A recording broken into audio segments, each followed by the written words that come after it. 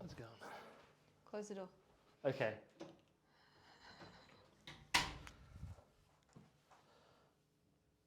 Ready? I'm ready. Hello and welcome to The Wizard and the Priestess. My name is Nuala. I am Matt. We make up the wizard and the priestess. Flawless start. As always, Matt, welcome everyone. Thanks for coming and joining our show. We are ready to rock and roll. So today we're going to follow on from our not so healthy ideology. So we are moving into nutritional myths. Yes. Things we get told that are really good for us, or some things we get told are really bad for us, and they don't often get told the whole picture or the whole story. Would make more sense. However that works. You know what I'm saying? Yeah, I get it. Cool. And I'm sure they do too. So we're going to start in the morning. So what happens in the morning, Matt, that may or may not be healthy? What happens in the morning that may or may not be healthy? Yeah, or what are we told? You talk about coffee. Could be talking about many things. I actually looked at this list. There's a lot of things in the Yeah. morning. I can't read that. There's a lot of morning things. So what's the first morning thing there? Oh, we could do coffee. Okay. Let's say coffee then. Coffee. Okay. So coffee is a double-edged sword. Yep. Some people are really sensitive to it. Some people aren't. Why is that? Well, it's got to do with their biochemical individuality, Specifically? your sensitivity to certain stimulus, certain foods. Yeah, okay. Yeah. What do you, So? just say it. You're giggling to yourself over there. Just in terms of coffee, like why is it more sensitive? Why are some people more sensitive Well, it's than the others? caffeine, and Yeah. it's how it's delivered into the system. And their ability to digest the caffeine. Digest, assimilate, metabolize, eliminate. Thank you. Okay, so why is coffee good and why is it a nutritional myth? Well, it's not a nutritional myth, it's actually real. Oh, why should it exist? I wouldn't know. I don't drink coffee. Oh, do you? No, No, you don't. Oh, imagine if you did. not a good God. idea. Terrible idea. It'd be amusing, but I'd get out of the way. So there's a lot of nutrients in coffee. There are a lot of antioxidants in coffee. There's a lot of properties in caffeine that can be very beneficial to humans. However, the tannin content in the coffee makes a lot of other nutrients hard to absorb, like zinc and iron are two of the main ones, and calcium. So coffee is really dependent on timing. It's all about timing with coffee. So you can use it as a health drink, the healthiest possible way to have coffee. This is debatable too, as I'm saying this. I have my coffee. I grind it just before I'm going to have it. Yeah. Add the water, obviously. Then I have a teaspoon of butter with the coffee. So the caffeine molecules get tied up in the fat molecules and actually acts as a slow release to the adrenal glands. Doesn't stress out the adrenal glands so much, nor the kidneys or the pancreas. So that's where the whole bulletproof thing came from, which actually stemmed from monks using yak butter in their coffee. I know that was your next question. So, Absolutely. Wow. yeah. So it can improve physical performance, mental performance, so there are benefits to it. However, you would need to utilise it within, depending on the person, half an hour. Otherwise it's very drying to the system. And remembering that the half-life of coffee is not the hour or half an hour after you've had the it's 4 to stimulus 6 input. hours. Yeah. So which means if you have, what time is it? Say 1 o'clock. If we have 30 mils of coffee now, at 6 p.m. tonight, we've still got 15 mils of coffee going through the system, or caffeine, which is having a stimulating effect. And how that stimulates you is dependent on how you've digested it. Yeah, plus everything else that you've done in that day. Totally. But you've got something in your system trying to keep you awake. I'm probably going to say that coffee is one of those things that is one of the first things that I recommend against when people are using it. I see coffee as a drug, and if you use coffee as a drug, then you'll probably that would absolutely be a better option, because when you're using coffee as a drug and knowing that it is a drug, then, or has the potential to be, then you can then you can actually use it that way. So you can utilize it. So for example, coffee was used in a similar way to the way cacao is used, and in today's world, which is a drug specifically for ceremony and ritual. And so if we're conscious of the ceremony and the ritual aspects of that stimulus, then you are going to use it maybe once a month, or consume it once every, I don't know how often you'd have it. You maybe have it once a week to actually dive into that idea of connecting back to self and, awakening the mind and awakening the psyche in a different way. Yeah, so you're having more of a spiritual connection with it. Totally. Relationship. Yeah. In the same way that cacao nowadays is being, cacao is about to become, in the kind of maybe more alternate realms, but it's like cacao is like, oh, we'll swap over from using coffee and now let's use cacao instead. And the same thing, let's add the butter and let's add all the goodness to it. And the mushrooms and adaptogens and all those things, fantastic. But it's still a really powerful and potent stimulant, and it should be used ceremoniously from my perspective. And if we used it like that, I would believe that there would be quite a lot of health benefits. Yeah, but absolutely. when we don't use it like that and we just abuse it... We want that constant high, right? So we abuse it. So we're like, oh, this is amazing, but actually probably less likely to be. Do you know how it was discovered? Coffee or cacao? Coffee. How? By an Ethiopian farmer who noticed his goats were going into the bushes, eating this berry, coming back. It's just wide. Yeah, which is actually there's a protective mechanism by the coffee plant, because you'll notice the more coffee you drink, the more cortisol you release. The more cortisol you release, it tends to wipe your short-term memory, which is a defense mechanism by the plant. Animals come in, eat the plant, they go back, and they can't remember where the plant is. Wow. So all this stimulation that you think you're actually gaining from, you're actually wiping your short-term memory. So it could be the next... Oh, I don't want to say that. Sci-fi.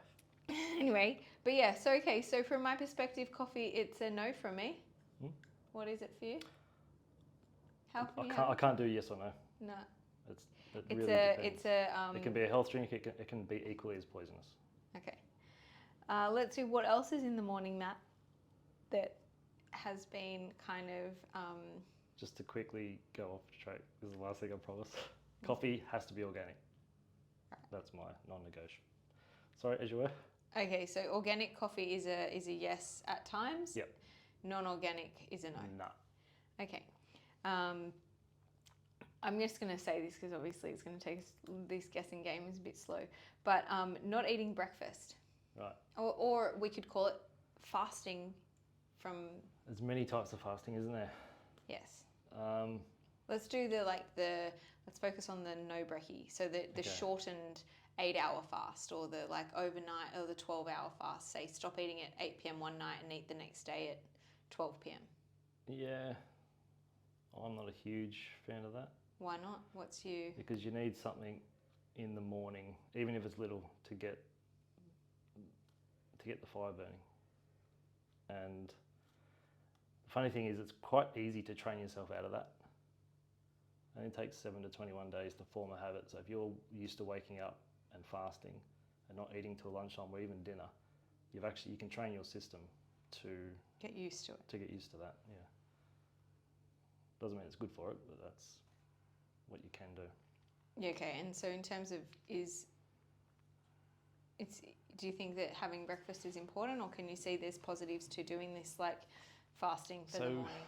With if I'm going to fast, it's going to be either. I'm No, gonna, not when you're going to fast. I'm talking about specifically the Okay. fasting where you stop from 8 p.m. in the night oh no. and then you Then start. if we're then talking eating about in at that 12. specific fast, then we're not allowed to discuss any other fasting. No, that Then can no. come in a minute. No. That's a no from No. you. And I want to add that breakfast is, from a TCM perspective, is the most important meal of the day. Why? The energetics of the body that are awakening at that time is the digestive energetics. So you have the large intestine turning on, you have the stomach turning on. True. You have these energy systems that are there to actually help you digest. And if you're just ignoring them in this early time, some people say, "Oh, I'm never hungry in the morning." Well, that's very clear. There's a disharmony. Well, they've likely trained themselves out of it. Potentially, but Yeah. there's a disharmony when you're not Yeah, hungry in the absolutely. morning. Yeah. Because you haven't eaten for 8 hours already.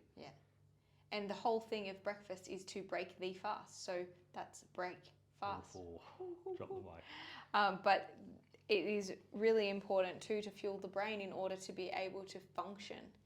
And so what I find people do is they don't eat in the morning, but they'll have their coffee. Yeah. And then slowly, especially for women who their hormones are reliant on the good fats that come from a good quality breakfast, that is so important and incredibly taxing on the system when it's been taken away or is deficient. And if you start the day deficient, then what's going to happen throughout the rest of that day? And depending on what part of your cycle you're on, you might get through ovulation living within a fasting space, or those sorts of that short-term fasting that's just essentially cool for, it's called fasting, but essentially it's skip breakfast and now it's healthy. Yeah. That sort of activity, from my perspective, is really deficient in overall. Now, now you can go a little bit further if you want. Yeah. Oh no, I want to talk about breakfast. So, what is the best way to actually break the fast? Because nutritionally, should we talk about fasting? No, you go. Sorry, go. No, you do your thing. You do. No. I'll step back. I don't know where you were going with that. Don't worry, I can come back. I've got a point. Thank God. So then let's talk about fasting in terms of, say, a 2-day fast or an extended period of fasting or something along those lines. Why would we do it? Why is it good? Why could it be a bit of a myth? Well, the whole purpose of a fast is to give the system a break. Whether that's 2 hours, 10 hours, 2 days, 5 days, it's really up to the individual. In theory, the more toxic you are, the longer you can fast and it not have a too big of impact on you. But if you're healthy and doing the fasting every single day, there's lots of stuff you could be missing out on. For example? Nutrients Nutrients, being one, right. but keeping that regular blood sugar going. Okay. For me, like doing a mini fast once a week. What's that? Let's say, for example, having breakfast, skipping lunch, having a normal dinner, or breakfast, lunch, skipping dinner, and not eating again until breakfast. Just sort of skipping a meal. That's a mini fast. And if you have things like, there's a lot of herbal teas that can help balance blood sugar in that meantime, as well as water. That gives the digestive system just a bit of a break every now and then. I don't think you need it every day. Were we designed to need this break? I think whether we were designed is debatable. I think when we're living in nature, we had the break whether we wanted it or not, because we'd kill a carcass and maybe not eat for a week, potentially, as a tribe. Why? Why would you kill a carcass and then... If we were cavemen and cave women and cave them and cave people, then we would have had a big meal at one point, let's say on the Sunday, hypothetically. We might not find another animal till the next weekend. How many cavemen do you know that you've I'm been able talking to communicate physiologically and 4. I just want to get real clear about that, because I think, in modern times, probably in modern times in regards to the most, maybe even before the Industrial Revolution, but if we consider that as modern times, though the reason fasting was a thing was mainly a religious thing. And it was a way. Which religion? Well, I think it's used in many religions. I know what's Ramadan? Is that Muslim? Yes. Yeah. Or Islam. Islam, yeah. But even Christianity, there's Lent, there's fasting then, and there's fasting in Buddhism, and there's fasting, the monks fast. So it's like fasting is being used religiously around the world in all sorts of religions, in all sorts of ways. And when we think of that, it's this idea of taking away, like sacrificing. So we give this moment of sacrifice to ourselves to generate more gratitude to that with which we live, and to feel that gratitude when we're able to receive the gifts of eating again. So it's like this reconnection to source, to self, with the intention of cultivating more gratitude in our life. And therefore, once we've cultivated more gratitude, we can live a more healthful life. We can live a more holistic and plentiful life because we feel so grateful for what we already have. Yep. And so when we think of that, it is a gift, and it is something that's quite potent and special. What about breaking the fast?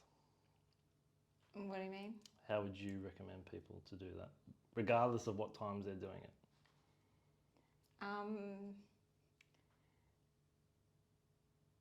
I just don't know about doing the fast in the first place unless you're doing it with the form of, with that in mind, like to be considerate of what you're doing. Because as much as from your perspective, you're like, yeah, it's cool to give your body a break. I think digestively, you shouldn't need a break. I don't think if you're eating well, sleeping well, looking after yourself. Big if though. I'm general population. Yeah, but I'm not the general population. You're not the general population. Most people listening to us today are not the general population. Have you met them all? Most of them. We have actually.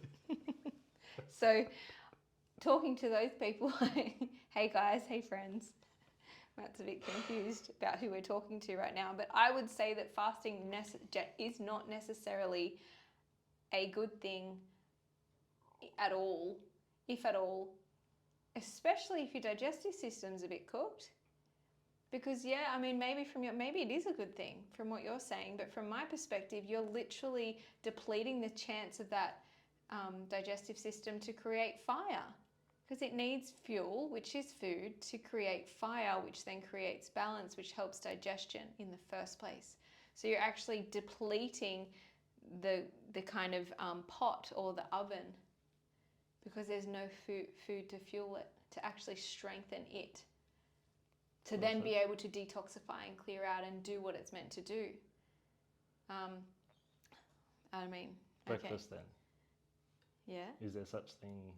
I don't even know how to ask it. Like a TCM breakfast.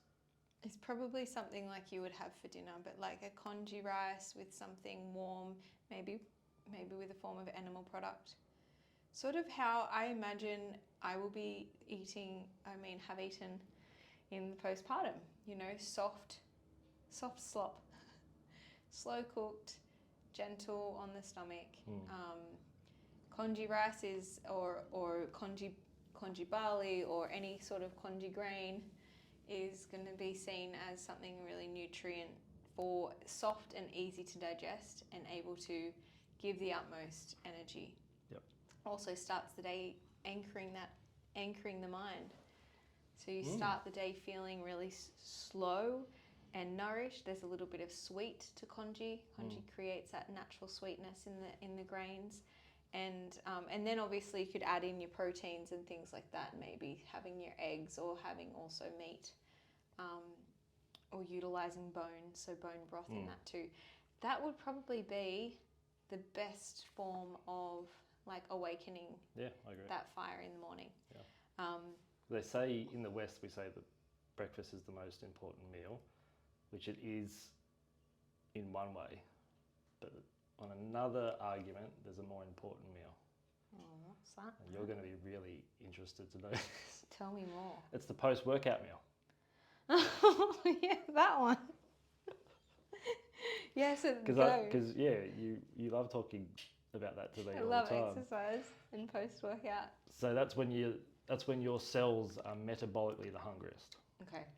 The breakfast, the first meal, assuming it's different from the post-workout, it sets up your neurotransmitter profile for that day. So your serotonin, GABA, dopamine, acetylcholine, all of these neurotransmitters, they get their profiling from that meal. Cool. That was all I had. You just like threw like a curveball, come in with a little bit of nothing, and then jump away. What? I mean, a little bit of nothing. That was gold. Okay, gold. It was actually really good. I appreciate it. But can you just stick to the front sheet? But okay, so I think that this is where we can dive into this idea of, so we've talked about fasting. Essentially, from my perspective, it's a no from me unless it is something that is that you're utilizing it as same thing. It's like a sacred ceremony to yourself, sacred connection to self. I don't really like the idea of doing mini fasts to give yourself a digestive break. If you needed that, you need to do something else. Yeah. Generally, I'd agree. Cool. And then the other thing that we're going to dive into is the very lucky gluten. Matt, tell me all about gluten. Well, it's not gluten per se that is the problem. It's the gliadin, which is the sticky protein found in gluten, and it's the way the grains are processed. Typically, that people have an issue with. I think statistically it is 60% of white-skinned people, and then 40% of black-skinned people have some kind of unfavourable reaction to gluten, be it headache, bloating, all the digestive stuff. When did this start, Matt? Post-World War II. Why? Because they had so much gunpowder left over, they needed something to do with it, so they made a lot of fertilisers out of it, and it made the processing of grains a lot cheaper. So they could process it for less and sell it for more. Beautiful. So it's not actually the grains, it's the way it's been processed. Yep. So gluten gets the bad rap though. Does. What if it was organic? Well, organic gluten's still gluten. It's just with less pesticides. Well, should be no pesticides if it's organic. Organic, yeah. If it's sprouted grain, that's a different ball game. So at least then it's bioavailable to the body. So that's what we should be consuming. Yeah. Sprouted grains. Yeah, ideally. Because I don't believe that in every culture around the world they use a lot of, like, you just look at South America, and India, they use chapati in India, they use tortilla in South America, they use a form of chapati in Africa. Like, grains have been used as a staple. But grains 10,000 years ago are very different to grains today. And I mean, not even 10,000 years ago. Let's go like just even 300, 200 years ago. Yeah. So the grain is the gluten you're talking about, the gluten that you would find today, full stop? Modern day gluten would be typically what you would find on a monocrop farm. Okay. Where they farm one thing. Yeah. And that's highly processed. So many other things have to die before that crop is harvested, before you get to eat it. It's not natural. A lot of it's GMO'd on top of that as well. So it's just a recipe for not nice things. Yeah, which is interesting because in Chinese medicine, like I've said before, the grains are like, our power in our herbology, in the way that we use herbs. We use a lot of grains. And one of the they are really nourishing, and they're really anchoring, and they're a little bit sweet, so they're really good for digestion. And we are so afraid of carbohydrates now, and it's so interesting because in Chinese medicine it is really common to, used in a different form. There's no bread in China. Right. I think there is a little bit more now, but it's not like that wasn't a normal way to consume grains. But especially in terms of, there's certain herbs that we use specifically for fertility. Like wheat is like one of the most powerful fertility herbs. So it's like the seed of the germination of growth of life. And yet, you know, The modern wheat is usually white and bleached yeah, and nutritionally deficient. totally. So it's then that just comes back to organic or Yeah. choosing a better option, because if you're going to use, like, if you're going to go and buy like the cheap crappy pasta, or try and make the pasta yourself using a good quality flour that has been, you know, sprouted or whatever we're talking about, Yeah. layered. But also I get really particular about this, and it's yeah, in terms of grains specifically, I'm pro grain. Yeah, well, I think we're thinking of two different grains. I know, but it doesn't matter. in This is the general- whole point. Is the nutritional myth that gluten is the bad guy and is terrible, and that's just a compartmentalization of wheat as a whole. And like anyone that's traveled Europe knows that they could eat baguettes in France and pizza in feel Italy absolutely fine. and be perfectly well And then do it here or America. and feel horrible. Yeah. So like that, let's not.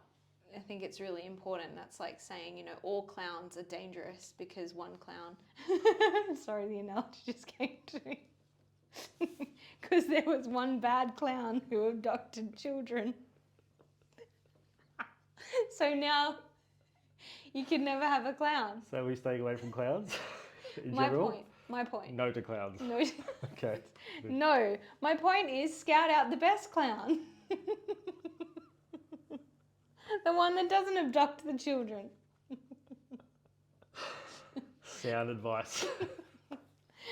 Okay, gluten. Okay, next step is you really wanted to touch on fruit juice.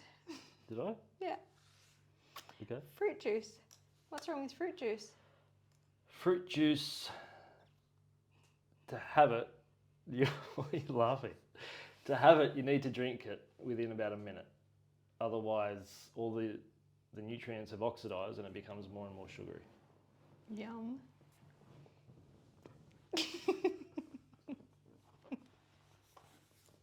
Okay, so if we're going to drink fruit with juice, we've got to get it like freshly squeezed fruit juice. There and then, or cold pressed.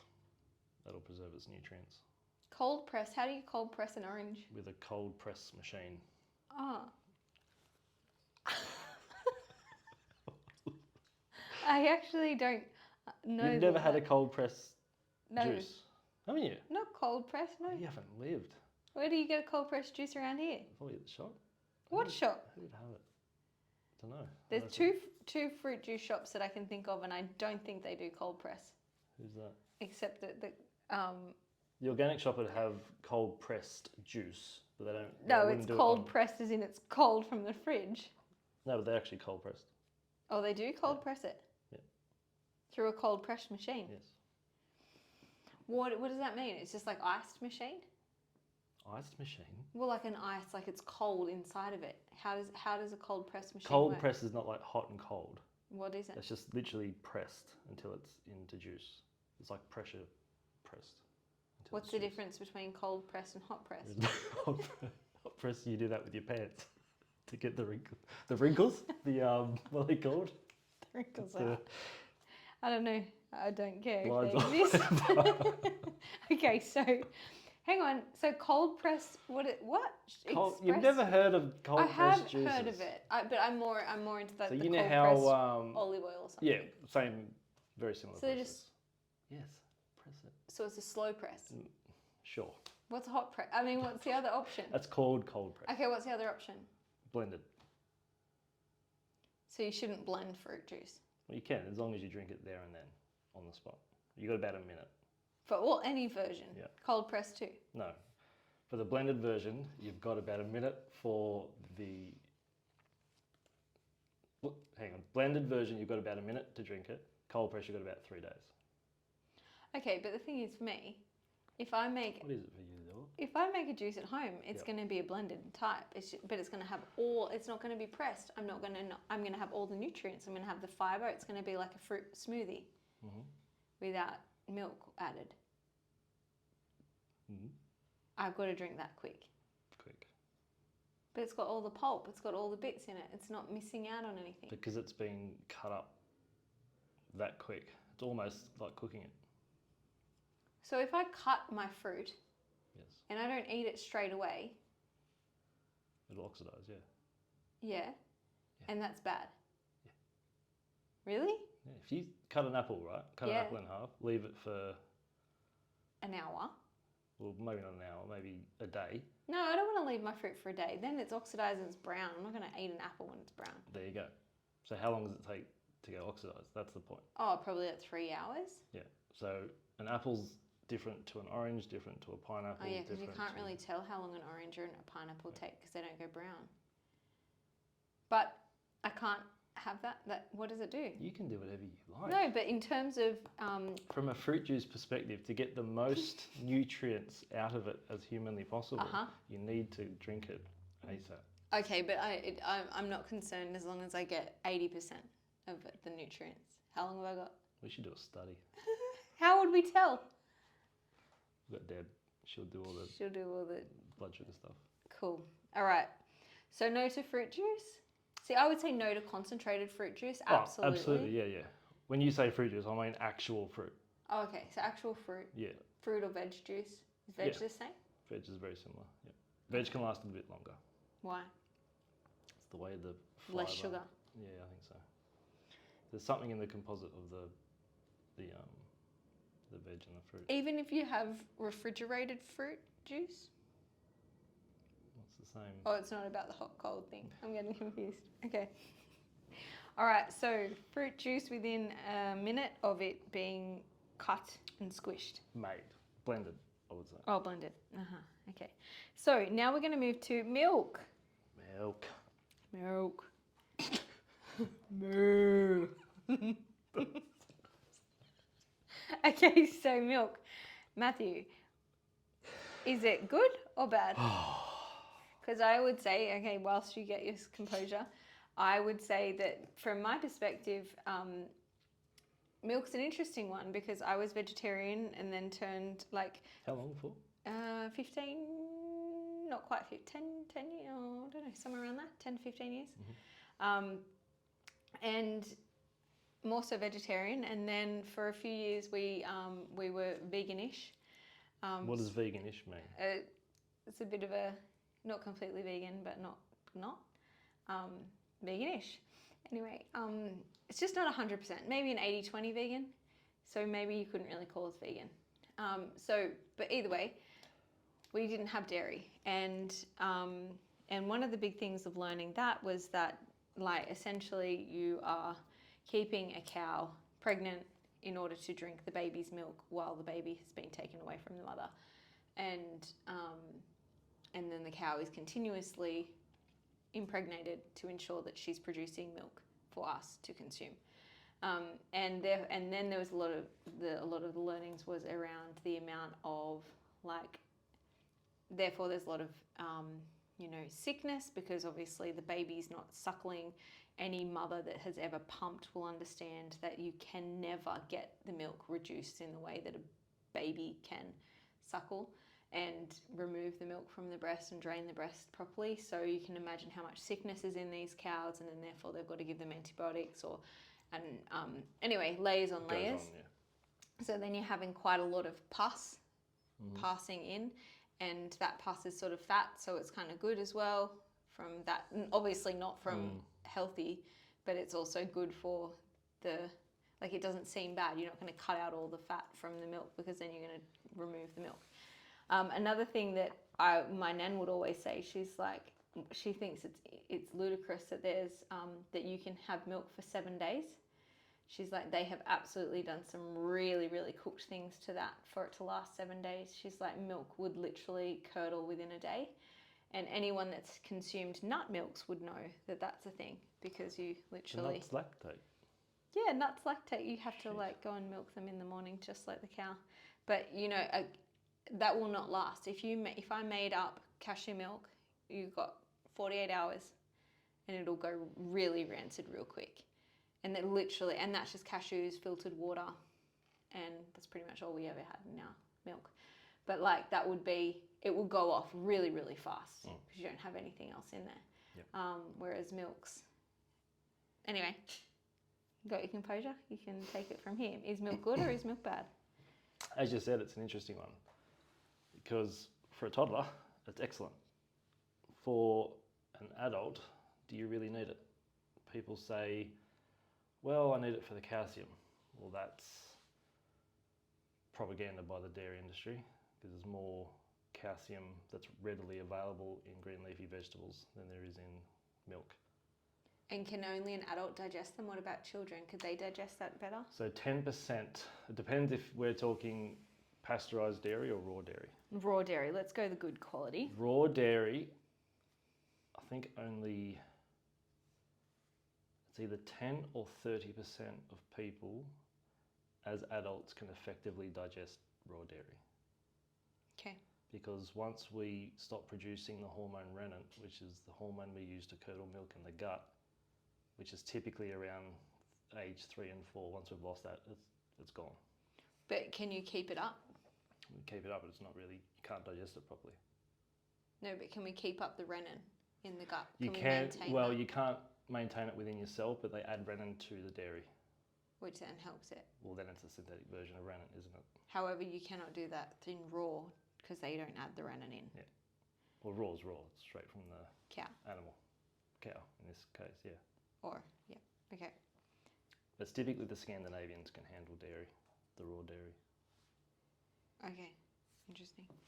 But the reason they invented pasteurisation was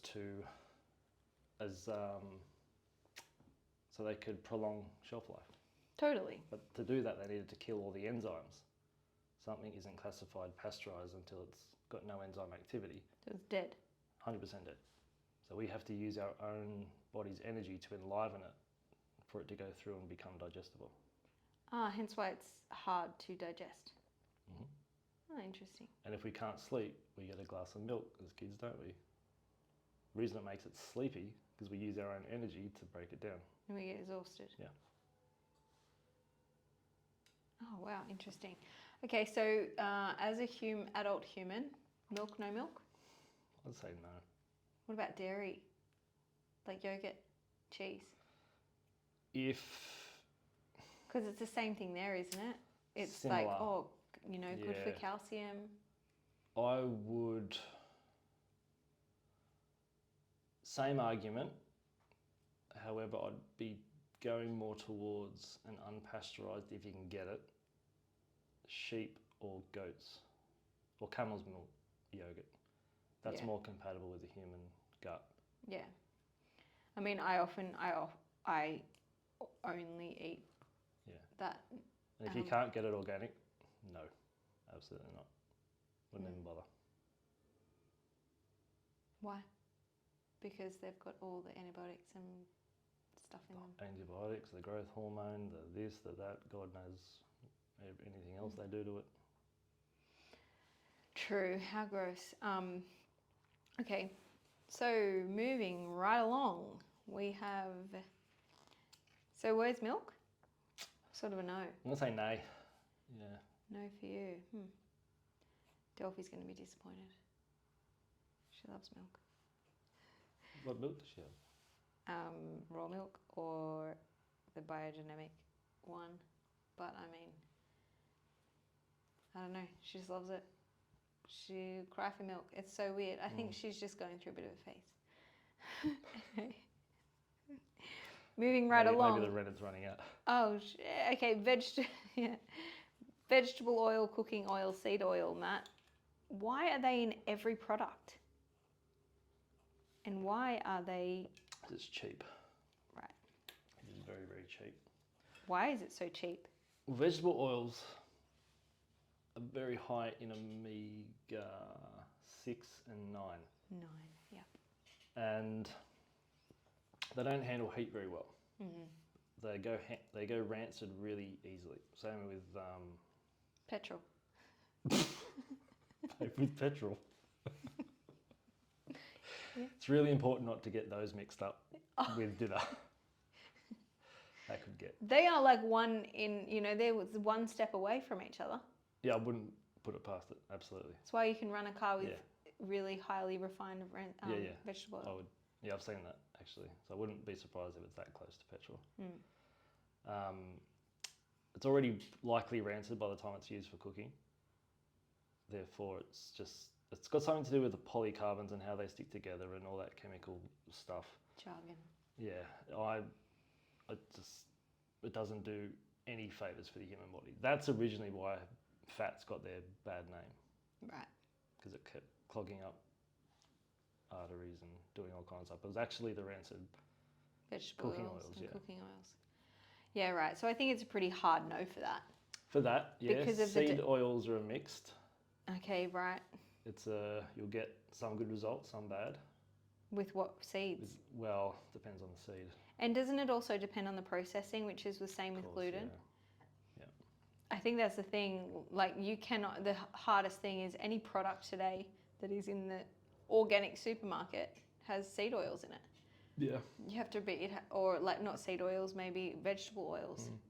And they don't tell you what vegetable oil, it's just like, oh, it's just vegetable oil in this. Well, they don't have to. That's the food laws. They don't have great. to tell you a lot of the stuff that, or how they put it in, where they put it in. They can just disguise it under seed oil. Why, what is that? Why can you disguise things? It's a consumer good thing. That's It just the seems a bit industry. ridiculous. Oh, it's bullshit. Okay, so yeah, so from what I understand about vegetable oils and seed oils is the way that they're created is like this process and process and process and process, and they're literally one process away from becoming petrol. So if like when you actually look at that, the sludge that is creating in its processing, and so it's so hyper processed that it's next to like there is no real nutritional value. However, it must do something to the food. Maybe it makes it taste a certain way, or Of course, they holds use it together. They use it in preserving, and they also use it in taste, like the science of taste. Yeah. I used to work with a chef, and he used to tell me about the science of taste. And it's so easy to use a really expensive, nice cooking salt or a real cheap shit salt, but you can get essentially the same response in the brain about the flavour of the food. So Right. it's largely money. That's all economical. Yeah. Oh, it all comes back to money. 100%. Wow. Okay, so But it's any kind of nut oil is Nut usually oil. good. Nut and seed oils are quite different. nut oil's better. Well, what's the best oil, Matt? For what? Cooking. Coconut or ghee for me. I don't like coconut. I feel like it goes rancid too high. Sure, it's like 95. It says it's good. I've heard it's good, but I don't like the smell of it when it gets hot. Ah, okay. So to me, that says there's something Yeah, wrong. no, I can see that. Ghee works well. Ghee works good. I like olive oil. I don't cook with olive oil. Why is Same that? as vegetable oil. Olive? Get too hot, it goes weird. I don't think it does. It's really good for a room temperature salad as a dressing. Really? Hmm. I have to look into that a little again. I feel like olive oil is temperature, is much more temperature Stable. stable. All right, Matt. Next one. What about alcohol? Is alcohol good for us? Well, I think if you were to cut to the absolute core of it, the body is not designed for alcohol. So no, it's sort of a ceremonious drink. Yeah. Same thing as coffee. Yeah, all of it, arguably. Cacao. It's your relationship with it. Okay, yeah. It's depending as well on the person. Yeah, because 2 standard drinks for me wouldn't be the same for you, would it, Matt? Very different, yeah. Why is that? You're small.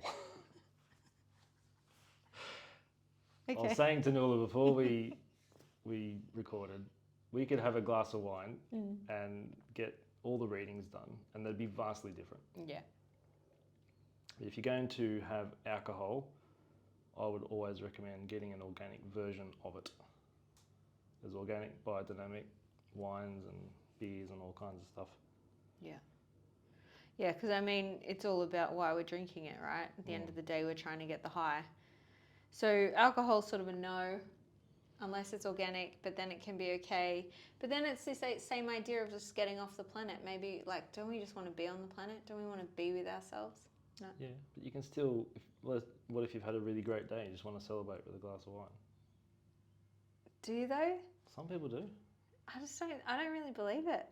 I don't think, like, Maybe it's a not good for you. day is a celebration of wine, you know? Like, Or Can't you just prefer sell- something hardcore? I mean, give me like, there's a psychedelics out, or what, you know, what are we going to sell? Now we're talking. How do you Yeah. really celebrate? No, but I'm thinking more like, I think we've been sold up the river with alcohol. I think it's in every single TV show or movie you've ever watched, there is a drink There'd be something, yeah. to be consumed, and that drink is alcoholic.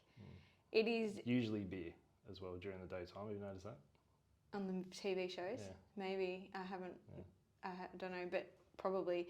I just find like there's always like a, you know, now it's like the Scotch. Like I think I watch maybe the more adult shows, not the like. What are those two? What's the show you're watching?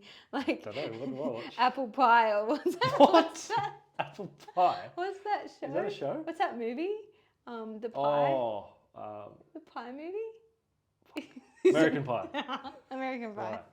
If that's what you're watching with all the beers. Like that's like you're Yeah, I watch still- that every night. Yeah, I can imagine. Whereas I'm more watching the more elegant shows where it's all about, you know, All class. all the class, like more rom-coms. But essentially, Right. all of those are drinking like gin and like, you know, it's all like a real hard, you know, ice and some sort of scotch, or, you know, that's like. Yeah. But there's no, you can't just sit on the lounge and No. talk. You No. have to have your drink Yeah. and like, I'll come over for a drink, and we just sit and drink this heavy drink and get drunk, and you know, it's just like this constant perpetuation of that. And so I would say that the celebration, like, it shouldn't, you know, have a cacao or a coffee or something in celebration, or At 8 like- p.m. 8 p.m. well, I don't know. What's the half-life of alcohol? The only reason you would choose alcohol is because it's a Going depressant on, and yeah. brings you down. What is it? And it's going to be different for everyone, right, Matt? Because if I had it, Yes, the it will. half-life for me is going to be different to you because I'm small. Um, but I think like this is the thing. Like, Yeah. why do we have to celebrate with something that takes us off this planet? If we've had a really good day, I absolutely do not need alcohol. And I don't think you should either. Do you think though? Like, if you've had a really good day, do you need to like dull that hammered. down with like alcohol? Like, that sounds strange to me. But okay, I think alcohol's a no from me. What's it? A yes from you. I roll from me. For Matt, it's a yes. It's not a yes. Do you enjoy alcohol? You know, maybe someone is out there that Oh, might I know like where you go with this. a wine. What? How do you like to What's consume your next celebration? on your list? Okay, so on my list, I also have, well, I would say part of me would say that there is a bit of an abuse of medicinal medicines out there, and these include tobacco, psychedelics, ayahuasca, any of the papacha. Yeah, it's very popular. Yeah, and I just, for me, it's a no, unless it's being used in a ceremonious way. Yeah, agree.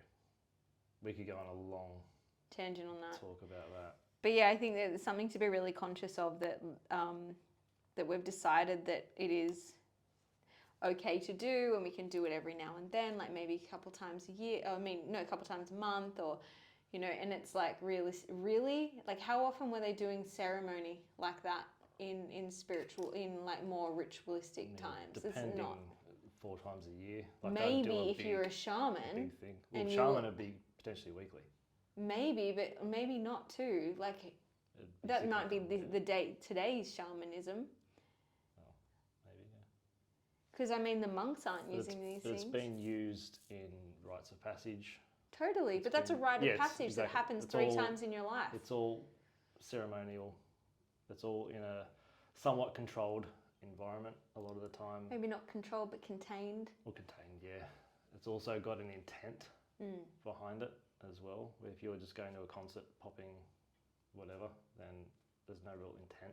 But I Yeah. also want to make note that like there's people out there doing these things with intention, right? They are intently doing that, but they're doing it, you know, every month. Well, some probably doing it every week, aren't they? Maybe, but I'm talking about the people that are of our caliber, of our following, that would be interested in these things, right? So my point is that you're probably thinking you're doing a really good thing, but how often do you need to go off the planet to come back down? Yeah. And that is what I'm pointing out. Okay, and then I guess the last little thing, there's a few more things I want to chat on. Okay, so calorie counting. We need a new episode. Okay, well, we might just have to hold it there, and We'll go on part 3. we'll do part 3. All right, thanks for having us. See you next time. See you next time. Bye.